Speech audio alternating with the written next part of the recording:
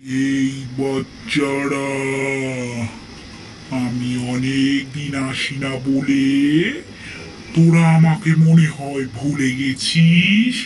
তোরা এর জন্য আবার ফোন দেখা শুরু করে দিয়েছিস, খাবার খাওয়া বন্ধ করে দিয়েছিস। তোদের আর চিন্তা করতে হবে না, আমি এবারে চলে আসছি তোদের সবার বাড়িতে।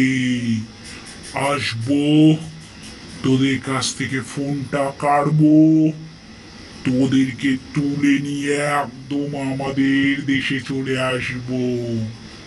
দেখিস, তোদের বাবা মাই আমাদের বলেছে, সব সময় আমাদের ডেকেছে।